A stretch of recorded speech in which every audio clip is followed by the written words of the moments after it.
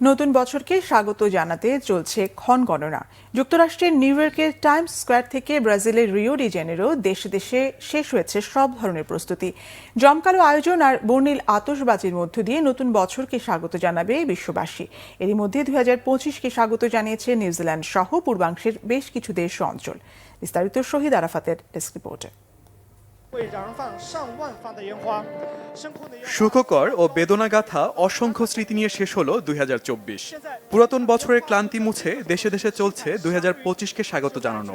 এর মধ্যে যুক্তরাষ্ট্র, অস্ট্রেলিয়া, ব্রাজিল, চীন সহ বিশ্বের প্রায় প্রতিটি দেশে নতুন বছরকে কেন্দ্র করে আয়োজন করা হয়েছে বর্ণাঢ্য সব আয়োজন। ফানুস, আতশবাজি ও লাল নীল রঙের আলোকসজ্জায় সেজেছে বড় বড় সব শহরগুলো। সবচেয়ে বড় আকারে নববর্ষ উদযাপন চলছে ব্রাজিলে।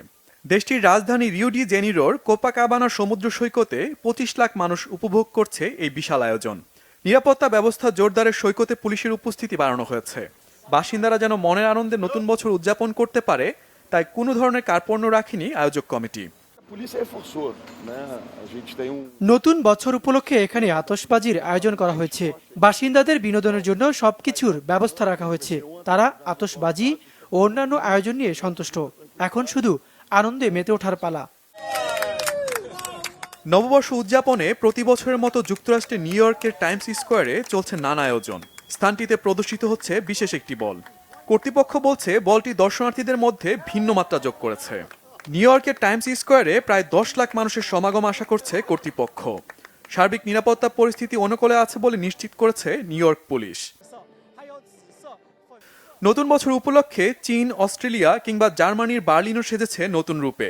তবে জার্মানিতে কয়েকদিন আগে গাড়ি চাপার ঘটনার জন্য বাড়তি নিরাপত্তা জোরদার করেছে আইন শৃঙ্খলা রক্ষাকারী বাহিনী।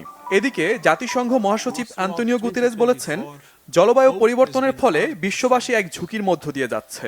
নতুন বছরে সবাইকে সচেতন থাকার আহ্বান জানিয়েছেন তিনি।